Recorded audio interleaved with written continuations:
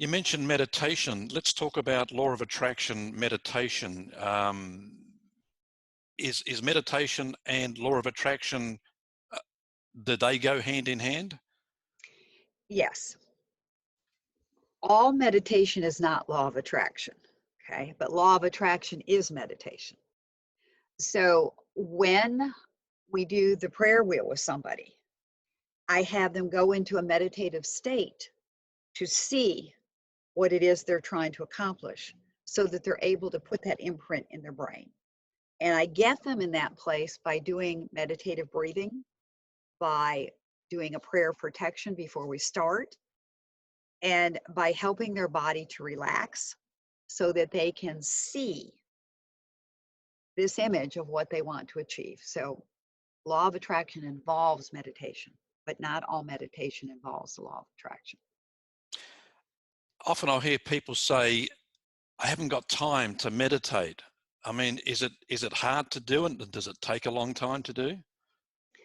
It's a practice just like anything else. If you were a tennis player, you're not going to be perfect at it the first time you swing the racket. The same with meditation. I've been meditating since 1976. I don't now do it for a set period of time every day, but I'm in a meditative state. So I'm in contact with my resources, my spiritual guides, my extraterrestrial guides. And so it's like I never say amen. It's just I can tune into that channel at any time. So I can put myself in a meditative state in a matter of seconds because I've practiced. And I can teach people how over time to do that. Can you give us, say, a crash course on a meditation technique? Maybe physical things that you need to do. Yes.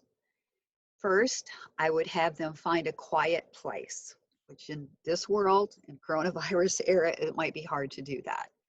And then I would put a do not disturb sign on wherever you're at.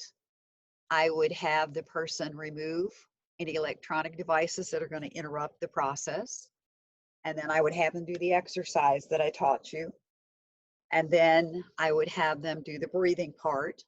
And once they go inside, there's a set thing that I do with them to go into what I call their inner sanctum.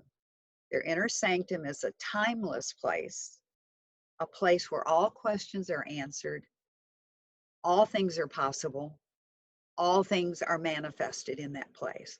So I take them into that place, and either I show them a screen of what it is they're trying to manifest so they can see it on the screen. And then I anchor that. I give the post-hypnotic meditative command that you will remember this. You will be able to do this.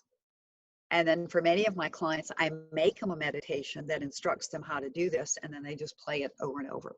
And it might be 3 minutes long. Mm-hmm. And then I just tell them to do it every day, to begin with. And after a while, the ending of the recording is, and now you can meditate as long as you need to. So for some, it's like, okay, I'm done. And then for others, they continue with that process until they're ready to come out and back in this dimension and get on with their day. Okay. Just for this purpose of this tape, can you show us that exercise again? Sure. You put your hands out in front of you. Okay. You flip over the right hand so that it's facing the left palm.